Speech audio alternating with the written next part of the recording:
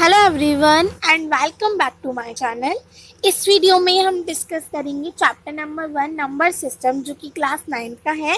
उसकी introduction video को हम इसमें डिस्कस करने वाले हैं। इंट्रोडक्शन से मतलब है चैप्टर में जितने भी कॉन्सेप्ट्स आने वाले हैं, क्वेश्चंस आने वाले हैं, उनका डेमो हम इस वीडियो में कर लेंगे जिससे आपको आइडिया लग जाएगा। तो चलिए स्टार्ट करते हैं।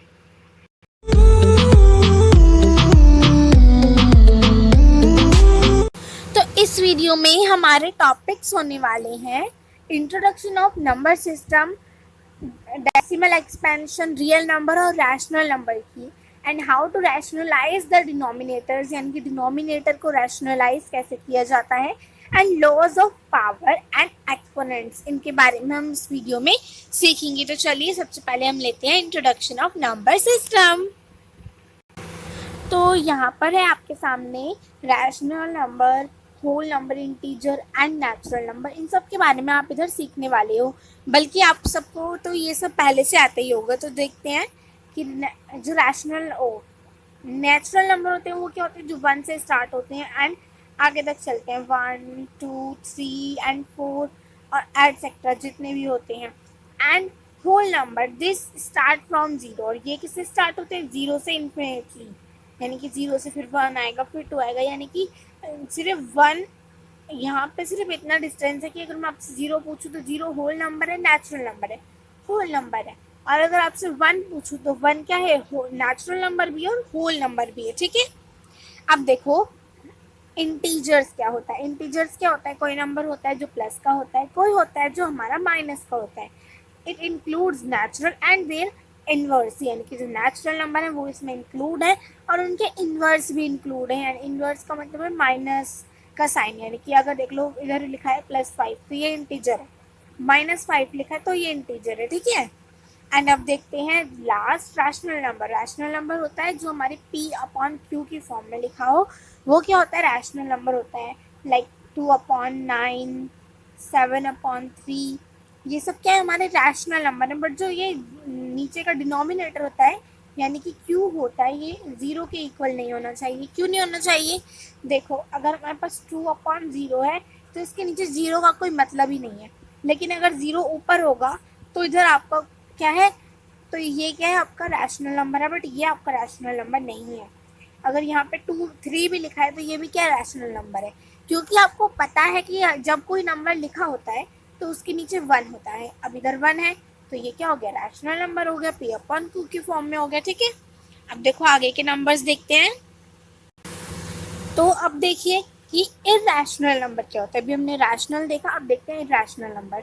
इरैशनल नंबर वो होते हैं जिन्हें हम P/Q की फॉर्म में नहीं लिख सकते हैं। लेट सपोज अगर हमने ले लिया स्क्वायर का 2, तो इसे क्या है, मैं P/Q की फॉर्म में नहीं लिख सकती। बट अगर मैंने इसको ले लिया कि यहाँ पर आ गया 4, तो अब क्या है, 4 किसका स्क्वायर है, 2 का स्क्वायर है, और 2 अगर मैंने लिखा है तो इसके नीचे 1 हो जाएगा, तो ये तो रैशनल नंबर होगा। तो ये रैशनल नंबर है, बट ये इरैशनल नंबर है।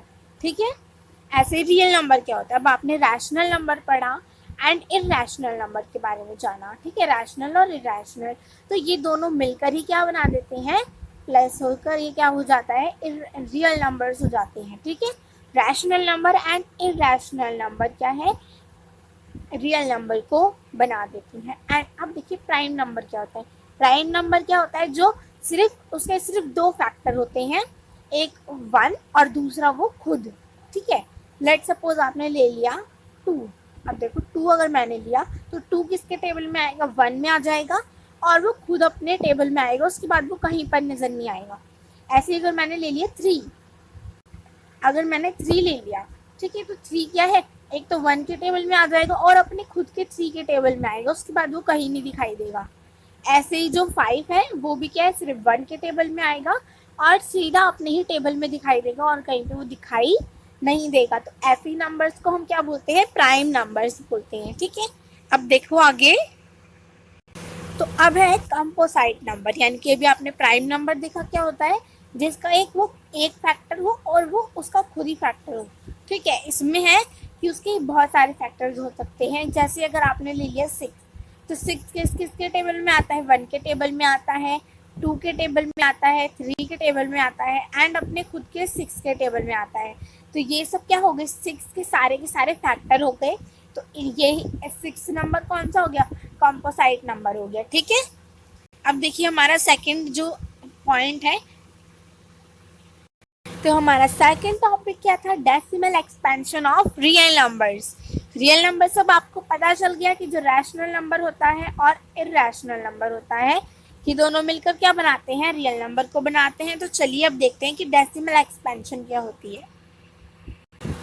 तो देखिए, जब भी हम डिवाइड करते हैं तो जो वो पॉइंट में आता है उसका आंसर, तो उसी को हम बोलते हैं डेसिमल एक्सपेंशन। ठीक है, अब ये डेसिमल एक्सपेंशन होती है 3 टाइप्स की। पहला है टर्मिनेटिंग। टर्मिनेटिंग का मतलब है एंड में 0 आ जाना। ठीक है, और ये वाली terminating decimal expansion only on rational numbers में होती है। ठीक है, रैशनल नंबर। अब देखिए हम इसको एक बार एग्जाम्पल से समझते हैं तो आपको बिल्कुल क्लियर हो जाएगा। तो देखो, सबसे पहले हम इसको अगर हम डिवाइड करें, चलो डिवाइड करके देख लेते हैं। न्यूमिनेटर अंदर आएगा, डिनोमिनेटर बाहर आएगा। ठीक है, अब मैं 2 से अगर 7 को डिवाइड करूँ तो 3 एंड 6 आ गया, 1 आ गया।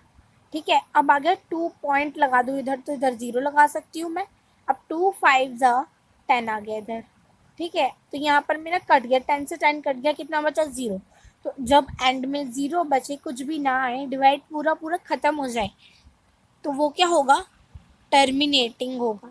ठीक है, वो डेसिमल एक्सपेंशन क्या हो जाएगी, टर्मिनेटिंग डेसिमल एक्सपेंशन होगी वो, अगर आपसे पूछा जाए। ठीक है, अगर आपको एक नंबर दे दिया जाएगा उसमें कि ये नंबर है, आप इसको इसमें डिवाइड करके बताओ कि कौन सी डेसिमल एक्सपेंशन है, तो आपको बताना होगा कौन सी है। अभी हमने एक पढ़ा, अभी हम 2 डेसिमल एक्सपेंशन के बारे में और पढ़ेंगे। लेकिन ये जो नंबर होगा, ये कौन सा नंबर होना चाहिए, रैशनल नंबर ही होना चाहिए, तभी आप बता पाओगे कि वो टर्मिनेटिंग होगा। ठीक है, जब रैशनल नंबर होगा तो वो टर्मिनेटिंग होगा। ठीक है, अब देखो आगे देखते हैं। तो ये आपकी सेकंड डेसिमल एक्सपेंशन है। इसमें क्या होता है, नॉन टर्मिनेटिंग बट रिपीटिंग, यानी कि जो नंबर है वो टर्मिनेट नहीं होता, यानी कि 0 नहीं आता, लेकिन ये रिपीट होता रहता है नंबर। ठीक है, इस जैसे आप कभी डिवाइड करते हो तो डिवाइड कभी ख़त्म नहीं होता, लेकिन उसमें जो एक ही नंबर है वो बार बार के रिपीट होता रहता है, और ये सिर्फ रैशनल नंबर्स में होता है। तो एक बार हम इसको एग्जाम्पल से समझते हैं। अब देखो, ये आपका एग्जाम्पल है इस क्वेश्चन का, कि अगर इसको मैं डिवाइड करूँ तो 1 इधर आ जाएगा, 3 इधर आ जाएगा। अब यहाँ पर मैं क्या पॉइंट लगा दूंगी क्योंकि छोटा है 1। अब 3 को अगर मैं इधर 0 लगा दिया मैंने पॉइंट लगाने के बाद, अब 3 3 ज़ा 9 एंड फिर से 1 आ गया, और मैंने 1 से ही तो शुरू किया था। अब अगर मैंने पॉइंट लगा रखा है तो मैं यहाँ पे 0 लगा सकती हूँ, फिर से मैंने 3 लगा दिया तो मेरा 9 आया एंड फिर 1 आ गया। ऐसे ही मैंने फिर 0 लगा दिया, फिर 3 लगा दिया, 9 आके फिर मेरा 1 आ गया। तो ये 1 1 1 के बार बार रिपीट होता रहेगा, यहाँ पर क्या 3 बार बार रिपीट होता रहेगा, है ना। तो ये जो 3 3 3 आता रहेगा आपका बार बार, ये डेसिमल एक्सपेंशन होगी, नॉन टर्मिनेटिंग रिपीटिंग। ठीक है, अब आप इस 3 3 3 को कैसे लिख सकते हो शॉर्ट फॉर्म में, आप लिख सकते हो, यहाँ पर दिखा देती हूँ मैं, कि आपने लिख दिया 0.3 और इसके ऊपर बार। बार का मतलब है कि ये जो नंबर है ये बार बार रिपीट हो रहा है। ठीक है, अब देखते हैं थर्ड डेसिमल एक्सपेंशन। अब ये आपकी थर्ड डेसिमल एक्सपेंशन है, जो कि लास्ट है, नॉन टर्मिनेटिंग नॉन रिपीटिंग। इसमें नंबर टर्मिनेट भी नहीं होता, यानी कि 0 भी नहीं आता, और रिपीटिंग यानी कि रिपीट भी नहीं होता। जैसे जो हमने इससे पहले देखा कि 3 3 3 आ रहा था बार बार, वो तो इसमें ये रिपीट भी नहीं होता, यानी कि वो डिवाइड है, वो चलता रहता है, पर कोई नंबर रिपीट भी नहीं होता उसमें। उसी डेसिमल एक्सपेंशन को हम क्या बोलते हैं, नॉन टर्मिनेटिंग नॉन रिपीटिंग, और ये इरैशनल नंबर में होती है। ठीक है, अब देखते हैं, हम इसका एग्जाम्पल लेके देखते हैं। अब देखो, ये इधर आप इसका एग्जाम्पल, ये जो एग्जाम्पल है ना, इसको आप अगर डिवाइड करोगे कि 22 और 7, इसको आप खुद ही डिवाइड करके देखना, क्योंकि मैंने अगर डिवाइड की तो ये बहुत लंबा हो जाएगा, ख़त्म ही नहीं होगा। ये होता है इरैशनल नंबर्स के अंदर। ठीक है, इरैशनल नंबर में इस डिवाइड को हम बोलते हैं नॉन टर्मिनेटिंग नॉन रिपीटिंग। अब मैं ये तो जो नंबर है ये तो इरैशनल नहीं है, ये तो रैशनल नंबर है। तो ये आपको, अगर आपको मैं बोलूँ कि 0.1463 एंड फिर आगे मैंने इसको क्या है, ये चलता जा रहा है चलता जा रहा है, बार नहीं लगाया मैंने कहीं। बार का मतलब क्या होगा कि वो नंबर रिपीट हो रहा है, लेकिन यहाँ पे कोई नंबर रिपीट नहीं हो रहा, लेकिन चलता जा रहा है, ये डिवाइड चलता जा रहा है, तो ये होगा मेरा इरैशनल नंबर। ठीक है, इसीलिए मैंने आपको बताया ये इरेशनल नंबर होगा आपका। और अगर मैं कह दूँ 0.2 का बार, ये क्या है, तो ये आपका क्या है, ये नॉन टर्मिनेटिंग रिपीटिंग वाला आपका डेसिमल एक्सपेंशन है, ठीक है। तो यही है क्या होता है, इसलिए मैंने आपको बताया कि अगर आपका ऐसा नंबर कोई दे रखा हो और आपको उधर बार ऐसे करके बस ऐसे ऐसे वाला साइन दे रखा हो और बोला हो कि रिपीट हो रहा है, और कोई नंबर आप उसमें अगर ध्यान से देखो आपको कोई नंबर रिपीट नहीं होगा उसमें, तो वो डेसिमल एक्सपेंशन क्या होगी, नॉन टर्मिनेटिंग नॉन रिपीटिंग होगी। और अगर आपको बार लगा के दे रखा हो तो वो कौन सी होगी, नॉन टर्मिनेटिंग रिपीटिंग, ठीक है। अब देखिए आगे देखते हैं हम। तो अब हम इन नंबर्स, इस क्वेश्चंस की हेल्प से रैशनल नंबर, इरेशनल नंबर और रियल नंबर्स में डिफरेंस समझेंगे। ये नंबर 1 दे रखा है आपको, यहाँ पर आपको रैशनल नंबर को सेपरेट करना है। अब आप नीचे देख रहे हो यहाँ पर 6 है, तो 6 जो है इसके नीचे, जिस नंबर के नीचे कुछ नहीं होता उसके नीचे 1 होता है, तो मैंने यहाँ पर 1 लगा दिया है। अब 6 के नीचे अगर 1 आ गया तो ये P/Q की फॉर्म में हो गया, मतलब 6 जो है वो रैशनल नंबर है, चलो सर्कल कर दो। फिर है √7, √7 रैशनल नंबर नहीं है। उसके बाद अब देखो दे रखा है आपको 54.77।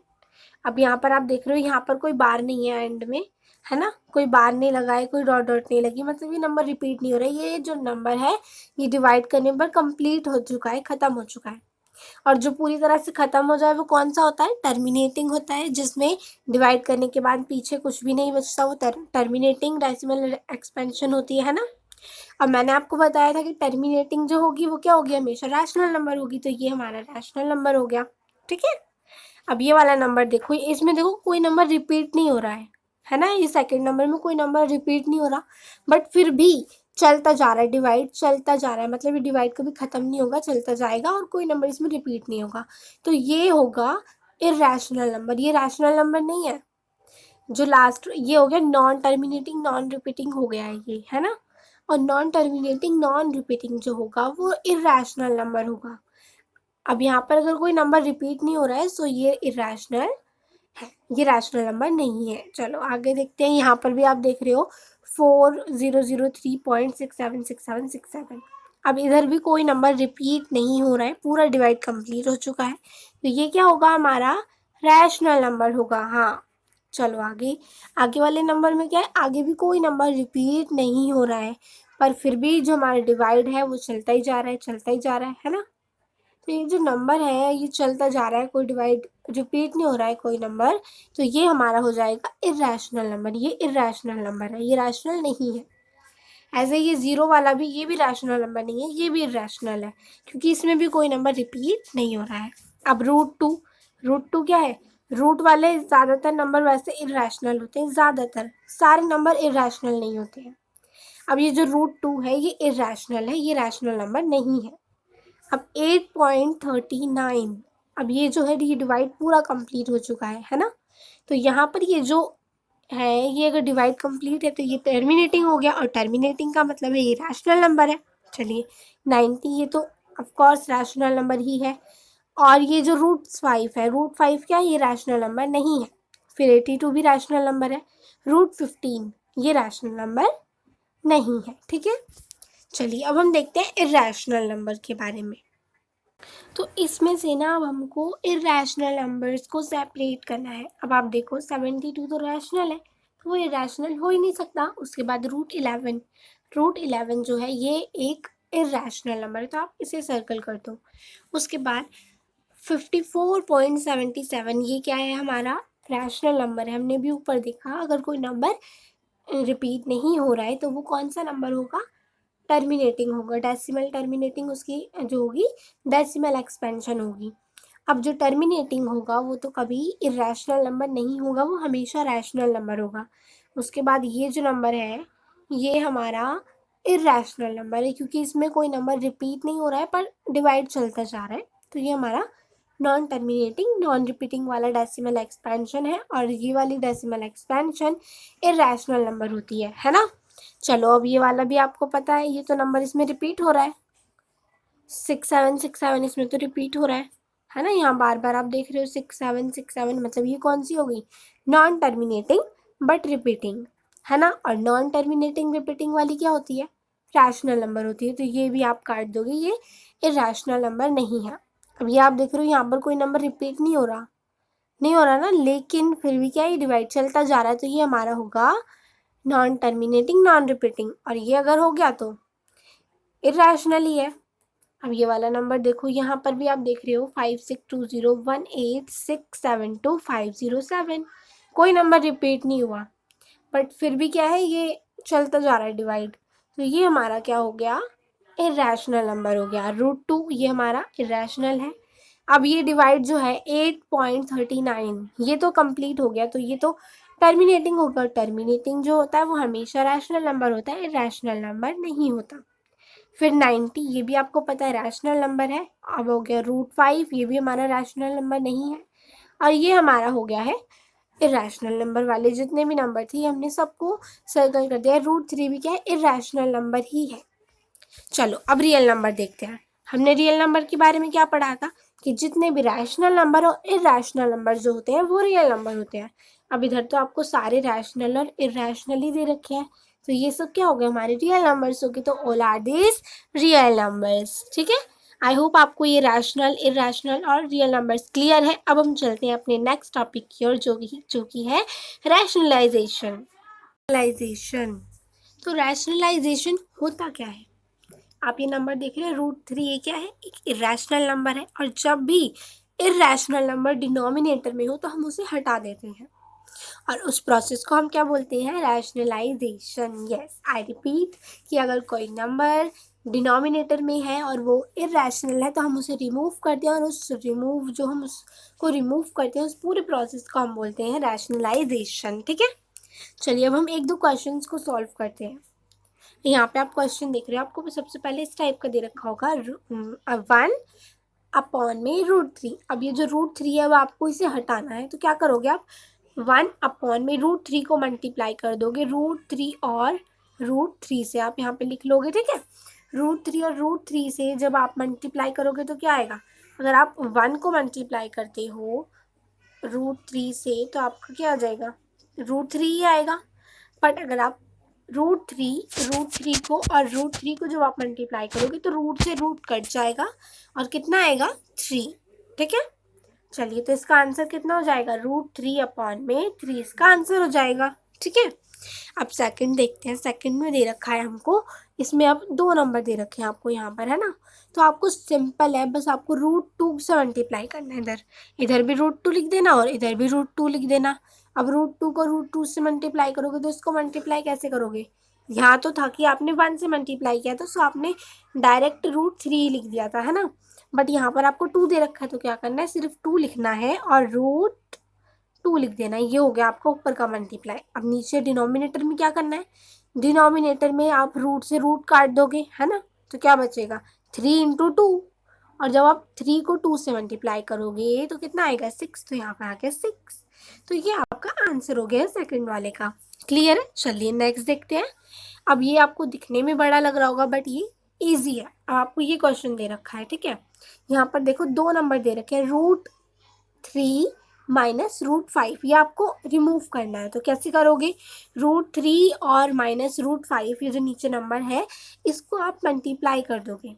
इस नंबर को सबसे पहले मैंने एज इट इज यहाँ लिखा, मल्टीप्लाई किया।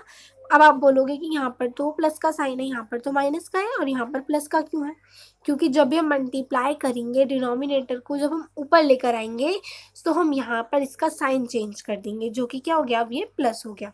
ठीक है, अब इसको प्लस कर लिया हमने। अब इसको मैं ऐसे लिख सकती हूँ, √-5 और √3 प्लस √5, ऐसे मैंने यहाँ पर लिख दिया ऊपर मल्टीप्लाई में। अब नीचे आप देख रहे हो कि जो 3 है ये मेरा 2 बार हो गया, और ये जो √5 है ये मेरा 2 बार आ गया है। अब इससे क्या होता है, ये एक फॉर्मूला याद होगा, a minus b a plus b, यानी कि a का स्क्वायर प्लस b का स्क्वायर, है ना। अब यहाँ पर आप देख रहे हो a यानी कि √3 का स्क्वायर माइनस b यानी कि √5 का स्क्वायर। अब आपने क्या किया, रूट से रूट कट कर दिया और स्क्वायर से स्क्वायर कट कर दिया, रूट से रूट कट कर दिया, तो आपके पास आया 3 - 5। अब 3 - 5 को आपने क्या किया, माइनस कर दिया, तो आपके पास आ गया 2, और ऊपर का नंबर हम सॉल्व नहीं कर सकते तो ये हमने एज इट इज लिख दिया। था ना इजी। चलिए ये था हमारा रैशनलाइजेशन, ठीक है। आई होप क्लियर है। चलिए नेक्स्ट टॉपिक पर। तो ये आपका नेक्स्ट टॉपिक है laws of exponents for real numbers. इस टाइप की क्वेश्चन आप पहले क्लास में भी कर चुके हो कि अगर आपके पास कोई नंबर है ए, ठीक है, और उसकी पावर है एम, तो ये जो ऊपर नंबर है इसको बोलेंगे हम एम, और जो नीचे है इसको हम बोलते हैं बेस, और ये पूरा का पूरा क्या है, एक्सपोनेंट है। अब आपको अगर ऐसे किसी नंबर को ऐड करना है, चलो यहाँ पर ले लिया मैंने 6 की पावर 9 मल्टीप्लाई में 6 की पावर 3, तो आप इसको मल्टीप्लाई कैसे करोगे, है ना। डॉट का मतलब यहाँ पर फर्स्ट वाले जो यहाँ पर है ये मल्टीप्लाई है, यानी कि ये सेम है फॉर्मूला। आप देखो बेस सेम है, ए है, और ऊपर की जो पावर है वो एम और एन है, यानी कि अलग अलग है। तो अब आपको करना क्या है, सिर्फ ऊपर की पावर्स को ऐड करना है, नीचे का जो नंबर है वो सेम रहेगा। 6 को मैंने ऐसे ही लिख दिया, 9 और 3 को जब मैंने मल्टीप्लाई किया तो मेरे पास आ गया 12, यानी कि 6 की पावर 12, ये मेरा आंसर आ गया मल्टीप्लाई करने पर। ठीक है, समझ आया मल्टीप्लाई कैसे करते हैं। देखो अब आपको अगर कोई नंबर दे रखा है 6 और यहाँ पर 2 है और उसकी होल पावर आपके पास 3 है, तो अब आप इसे कैसे सॉल्व करोगे। सॉल्व करना है, ब्रैकेट खोलना है, तो बस इन दोनों पावर्स को मल्टीप्लाई कर दो। ठीक है, 6 दे रखा है, 6 को अब आप इन दोनों को मल्टीप्लाई कर दोगे पावर्स को, तो आपके पास आ जाएगा 6। ठीक है, यानी कि 6 की पावर 6 आपका आंसर आ गया। अब आपको करना है डिवाइड। अगर मान लो आपको डिवाइड करना है, लास्ट फॉर्मूला की बात हो रही है, अगर आपको डिवाइड करना है, बेस सेम है पावर्स अलग है, तो आप डिवाइड कैसे करोगे।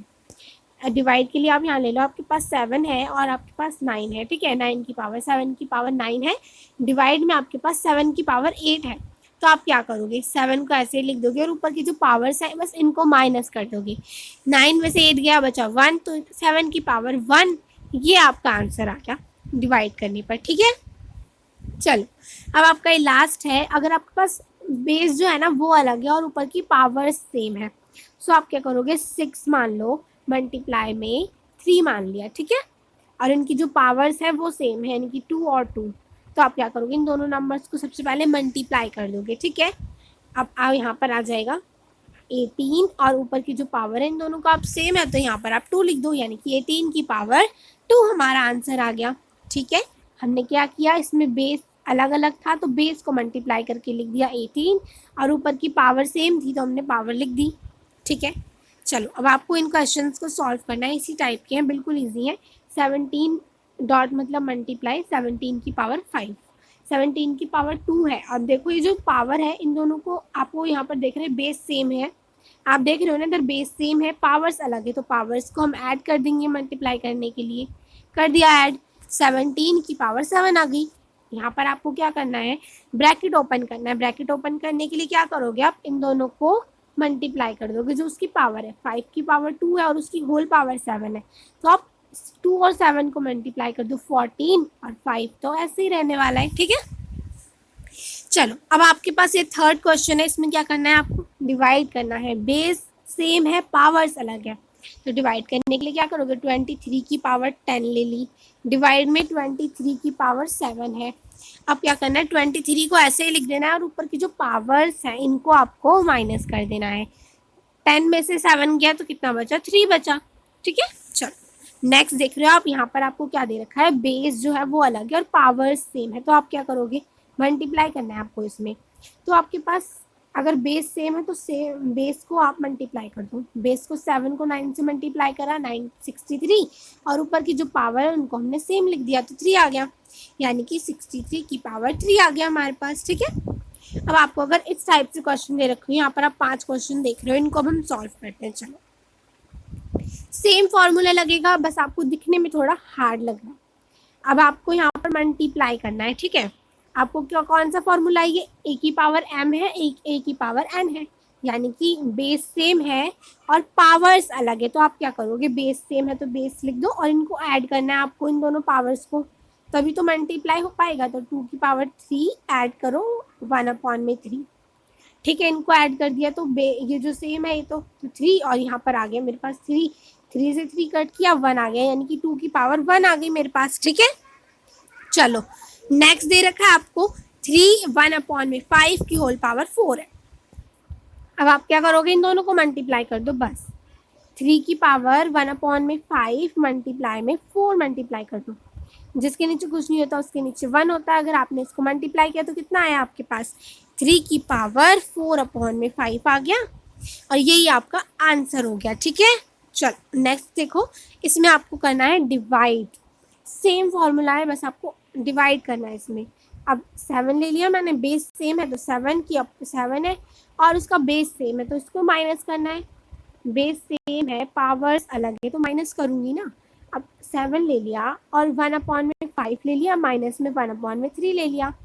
जब अब इनके बेस सेम है तो आपको जो बेस है इसका डिनोमिनेटर है ये अलग अलग है, आपको माइनस करना आता है तो आप कर सकते हो। 5 और 3 का एलसीएम लेकर आप इनका माइनस कर सकते हो तो कितना आएगा माइनस करने पर, 2/15 आएगा। तो 7 की पावर 2/15 इसका आंसर हो जाएगा। ठीक है, चलो अब आपको इधर भी मल्टीप्लाई करना है, पर इधर क्या आपकी पावर सेम है, बेस अलग है बस। ठीक है, अब इसमें आपको क्या करना है, इन दोनों को मल्टीप्लाई करना है और इसका जो बेस है ना इसको आपको बताना है। मतलब इन दोनों को आपने ए, कौन सा फॉर्मूला लग रहा है ये, ए मल्टीप्लाई में ए की पावर m मल्टीप्लाई में n की पावर m। ठीक है, चलो अब इसको सॉल्व करते हैं। आप इसे मल्टीप्लाई करोगे तो आपके पास क्या आएगा, इन दोनों को मल्टीप्लाई करा हमने, आ गया 2 to 1 और पावर जो है वो तो सेम है तो ऐसे ही लिख दो 1/5।